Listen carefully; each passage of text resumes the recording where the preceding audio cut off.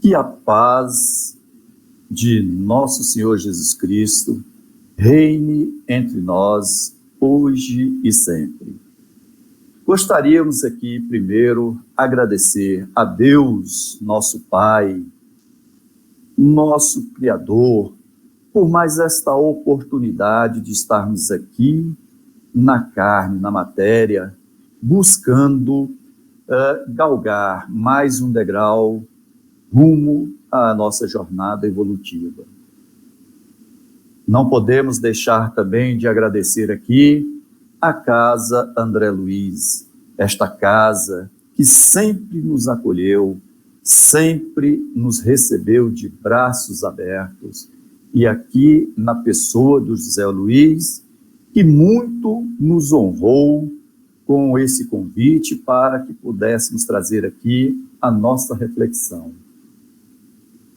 Roguemos a nosso Senhor Jesus Cristo que, através da espiritualidade amiga, possa nos intuir e que nossas palavras possam servir de alento, de consolo aos corações de quem está nos ouvindo e nos assistindo aí do outro lado. E principalmente aos corações daqueles que passam por um momento de turbulências nesse instante.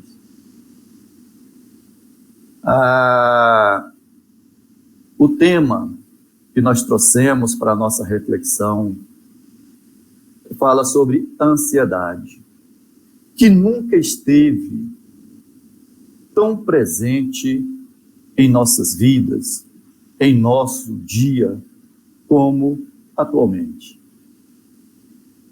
Avancemos. Ano 2020 da era cristã. E a humanidade se vê mais uma vez diante de uma prova coletiva. Para fazer aí jus, estamos em um planeta de prova e inspirações. E eis que surge um novo vírus que assolara os 4 cantos do globo terrestre, deixando a humanidade em estado de pânico, tamanho o seu grau de letalidade.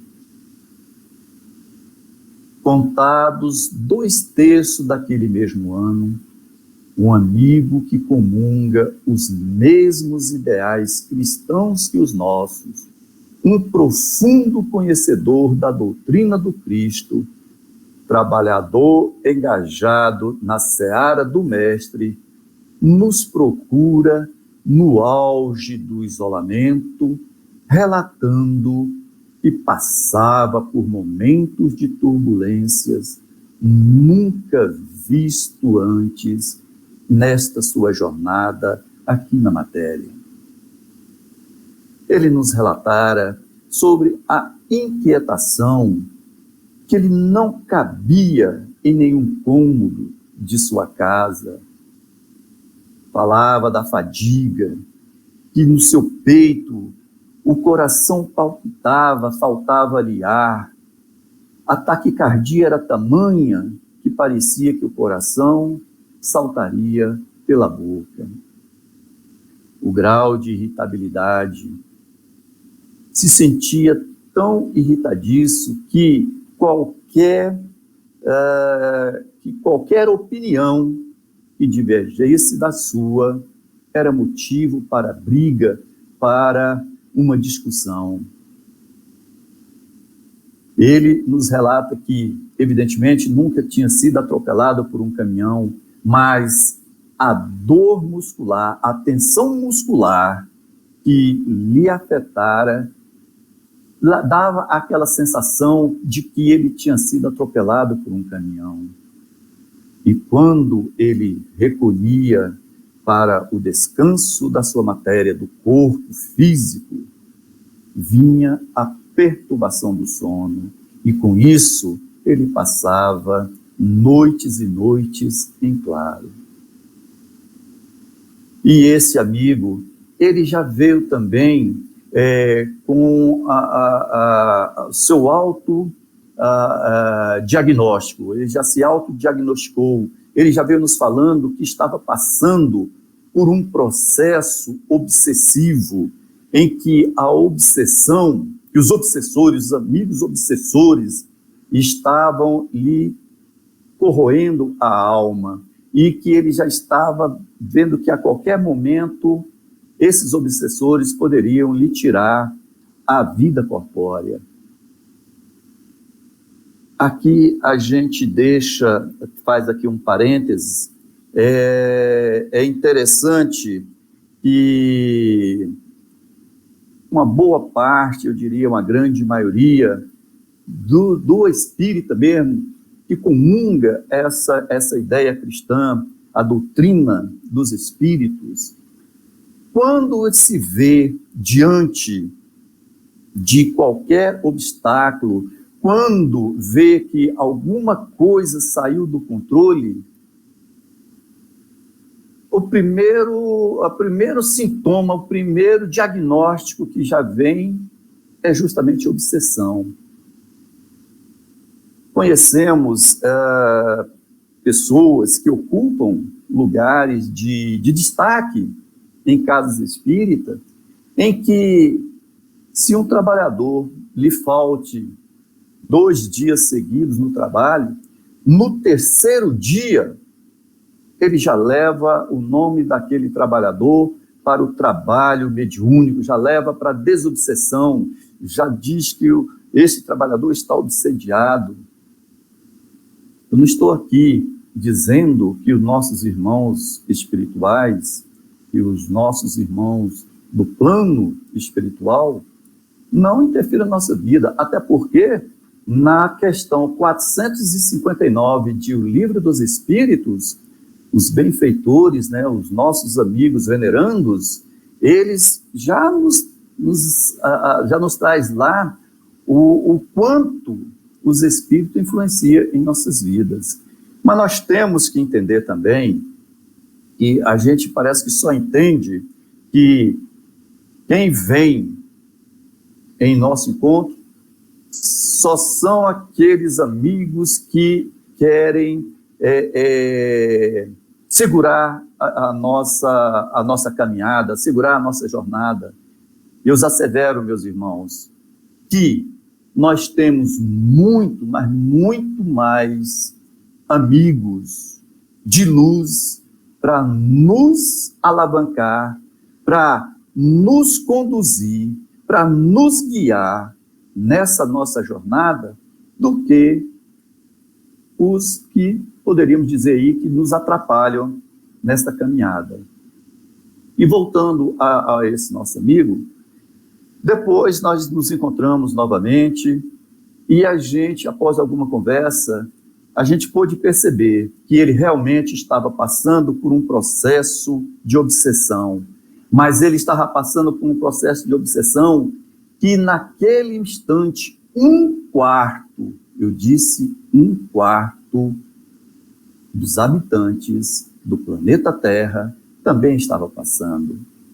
Esse nosso amigo estava num estado de ansiedade já generalizado.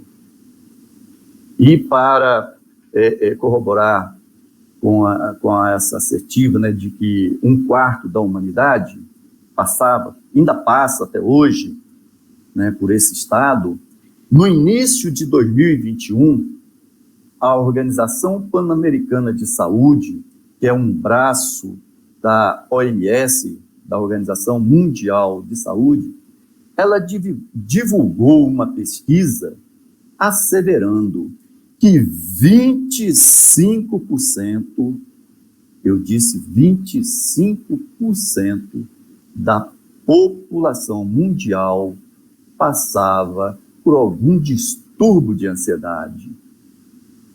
E segundo dados desta mesma organização mundial, o Brasil possui hoje quase 19 milhões de pessoas com esse distúrbio, nos colocando assim no topo do ranking mundial.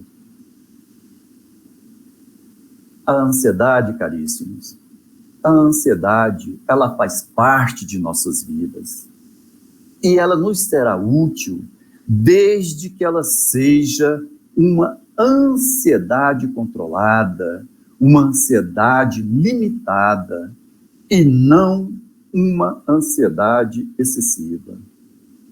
Pois uma ansiedade limitada, uma ansiedade controlada, ela é que nos ajudará a ter pontualidade nos nossos compromissos, ela que nos ajudará a resolver uma questão que nos preocupa ou vai nos ajudar a fugir de situações arriscadas. Agora, já a ansiedade generalizada, que é a ansiedade que já é patológica, esta só nos levará às preocupações desnecessárias, onde tudo começa a parecer mais perigoso, tudo se torna mais difícil e tudo se torna mais preocupante. Mesmo aquelas coisas que não representam riscos reais. Nós podemos aqui fazer um paralelo da ansiedade com o colesterol. Em um organismo considerado saudável, o colesterol bom, ele supera os malefícios do colesterol ruim. Assim, quando nós detectamos que a gente está, né, com colesterol desequilibrado, né, essa balança aí desequilibrou, em que o colesterol ruim está sobrepondo o colesterol bom, o que nós temos que fazer? Temos que procurar um especialista, porque senão nós teremos as nossas veias, artérias, serão entupidas, e isso pode nos acarretar aí uma parada cardíaca, podemos um AVC, e assim também nós temos que tratar a nossa ansiedade. E quando é que a gente vai saber se a minha ansiedade, se ela é uma ansiedade benigna, se ela é uma ansiedade boa, se ela é uma ansiedade normal? Nós vamos conseguir isso quando conseguirmos esboçar reações positivas diante de situações estressantes ou inesperadas que surgem no dia a dia. Nós vamos perceber se a nossa ansiedade ela é uma ansiedade normal quando começarmos com uma resposta positiva a uma situação específica, como preocupar-se antes de uma prova, quando na mudança de emprego, no nascimento de um filho, antes de uma cirurgia, antes de um encontro, aquele primeiro encontro com a pessoa que a gente tanto almeja, a pessoa amada. E essas preocupações, elas não poderão ser duradouras, e elas logo devem se dissipar. E quando é que nós podemos verificar se a nossa ansiedade ela já passou para um nível patológico, ela já deixou de ser uma ansiedade normal e passou para ser um que chama, né, que a ciência chama de TAG, que é o transtorno de ansiedade generalizado. Nós vamos perceber isso quando o medo se tornar exagerado em nossas vidas, quando as emoções saírem do controle, nos gerando um grande sofrimento, um grande desequilíbrio. Lembrando aqui, lá do nosso amigo, de que quando ele nos relata da sua inquietação, da sua fadiga, da irritabilidade, então já tinha saído de seu controle. E quando nos são geradas aí reações desproporcionais, acarretando um sofrimento que pode perdurar por semanas, por meses, até mesmo anos. Aqui, a gente traz aqui uma mensagem de Joana de Ângeles. Joana de Ângeles, ela fala que nós temos que ter medo, sim.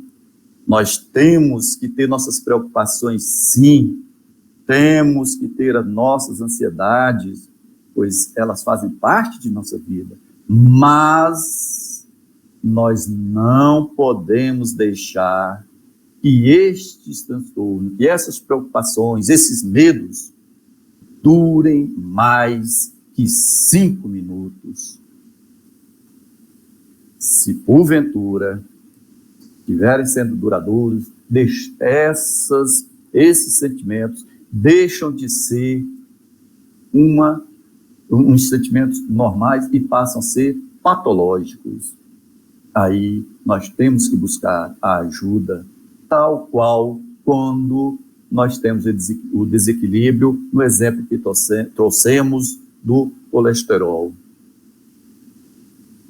E a ansiedade, ou o transtorno de ansiedade generalizado, não surgiu hoje, não surgiu com o advento da pandemia que estamos aí atravessando, estamos, né, já em fase, em nome de Jesus, já em fase final. Não, Paulo, em sua carta aos Filipenses, no capítulo 4, versículo 6, Paulo já nos advertia para que não sejamos ansiosos por coisa alguma. E neste versículo, Paulo nos diz que, independentemente de nossos problemas, devemos orar fervorosamente a Deus. Devemos colocar nossas preocupações em suas mãos e confiarmos na providência divina.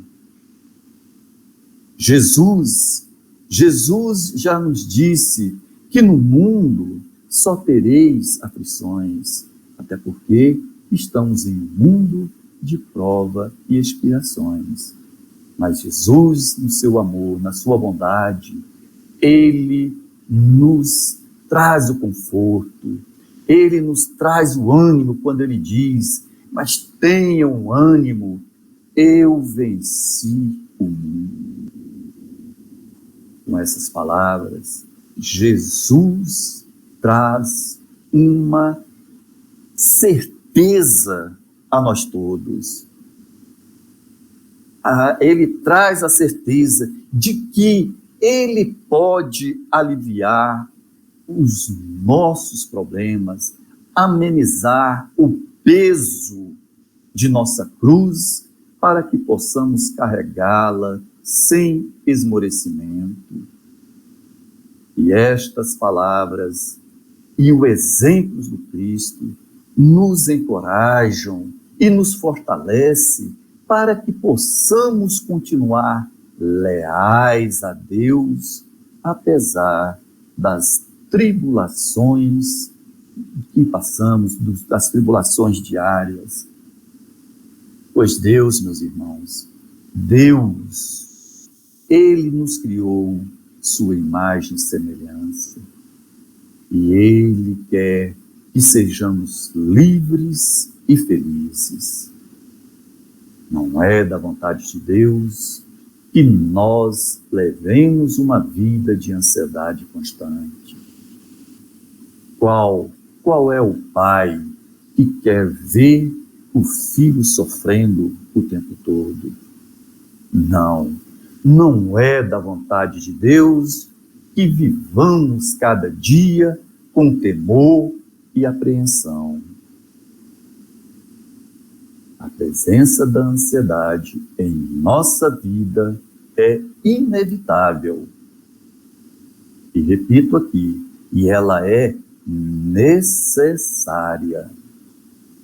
Agora, nos tornarmos prisioneiros dela é uma opção de cada um de nós. Em Filipenses, no capítulo 4, versículo 4, Paulo, ele nos prescreve o antídoto, o melhor remédio para combatermos a ansiedade, quando ele nos diz: alegrem-se sempre no Senhor. Alegrem-se sempre no Senhor. Mas, na maioria das vezes, por nossa fé tão vacilante, por nosso imediatismo, a gente começa a se perguntar: como se alegrar aquele que está em um leito hospitalar? Como alegrar-se o pai de família que está desempregado e vendo os seus filhos passarem necessidade? Como, meus irmãos? Como alegrará aquela mãe cujo filho nascera com uma deficiência, com um distúrbio? Então, de fato, se estivermos vivenciando os ensinamentos do Cristo, as leis de Deus, a resposta para estes e muitos outros questionamentos será sempre sim. Sim, alegre-se sempre no Senhor. Alegrem-se, meus irmãos, alegre-se sempre no Senhor. Na questão 614 de O Livro dos Espíritos, a espiritualidade, os nossos amigos espirituais, eles já nos trazem, ele nos diz lá que o homem só será infeliz quando ele se afastar das leis de Deus, quando ele se afastar dos ensinamentos do Cristo. E para corroborar com essa assertiva, vem a doutrina dos Espíritos. Ela vem ratificar essa mensagem de Paulo, apóstolo, quando ele diz: alegre-se sempre no Senhor. Essa doutrina que não promete nenhum milagre, que não nos promete nenhuma cura milagrosa. Essa doutrina, ela vem provocar a mudança de comportamento do indivíduo através da reforma íntima. E essa mudança, ela tem que ser de dentro para fora. E é aí que nós teremos proporcionado em nós a nossa própria cura.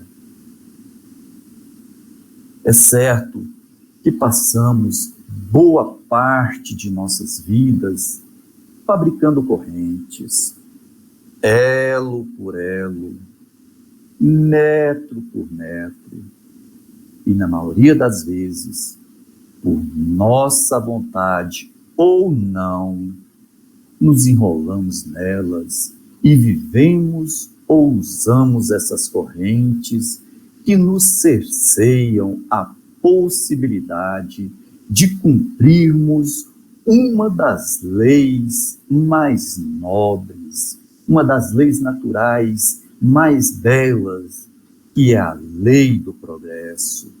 conforme nos traz no capítulo 8º, na parte 3ª das leis morais de O Livro dos Espíritos. E essas correntes são construídas através da nossa vaidade, do nosso orgulho, pela falta de paciência, pela falta de benevolência para com o nosso próximo, através de nossas mazelas do dia a dia. E são essas amarras que nos conduz, que nos leva, que nos coloca de frente com o transtorno de ansiedade. Mateus, no capítulo 25, versículo 40, e também o capítulo 15, item 3 do Evangelho segundo o Espiritismo, lá está o caminho, a luz, a deixa, para que não sucumbirmos às sombras que tanto nos rodeiam. Nós temos um arsenal em nossas mãos, só que às vezes não sabemos usá-los, seja pela nossa invigilância, ou seja pela nossa própria ignorância, em permanecermos em um sono profundo. Então, caríssimos, meus irmãos, se faz urgente solidificarmos nossa fé, a nossa confiança nesse Deus de bondade, nesse Deus misericordioso. Henry Nouwen, um padre e escritor holandês, ele narra em um de seus livros, ele traz uma lição que ele aprendeu, uma lição de confiança que ele viu em uma família de trapezistas conhecidos como Flying Howders, ou os Howders voadores. Conta o padre que após vê-los voando pelo ar, com tamanha elegância, maestria, equilíbrio, ele não se conteve e foi conversar com um dos trapezistas e o perguntou qual era o segredo deles para tanta perfeição. Então, o acrobata lhe diz que o segredo é que o voador não faz absolutamente nada. E quem tem que dominar a situação é o pegador.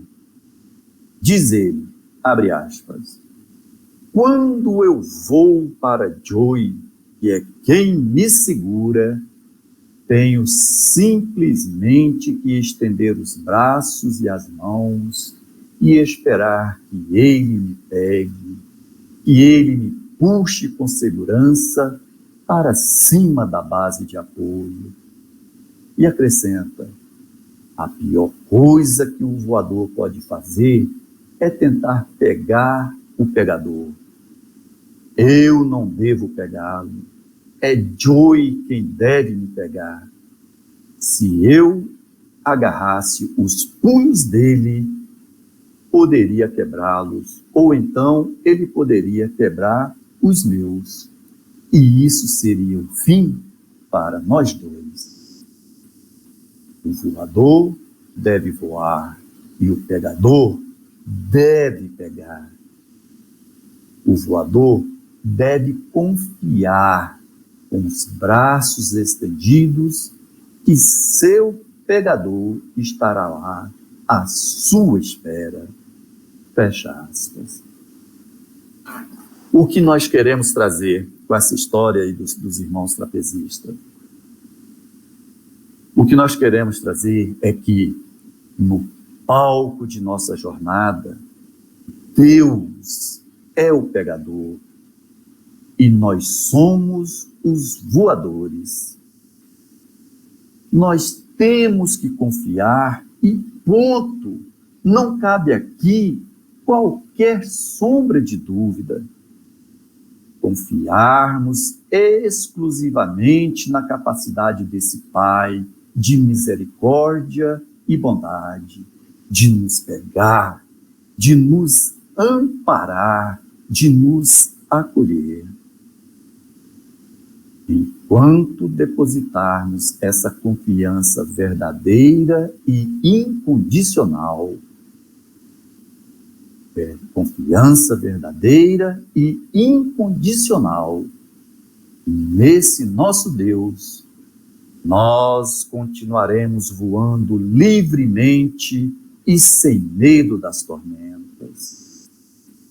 Então, meus irmãos, que tenhamos a sabedoria de nos colocarmos inteiramente sob os cuidados deste nosso Deus, sabedouros de que, quando fizermos isso, veremos que é possível não andarmos ansiosos por coisa alguma.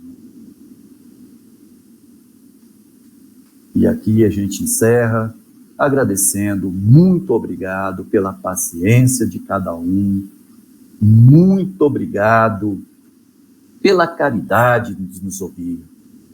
E que Deus, nosso Pai, Jesus, com seu amor de bondade, possa abraçar a todos nós. Que assim seja. Graças a Deus.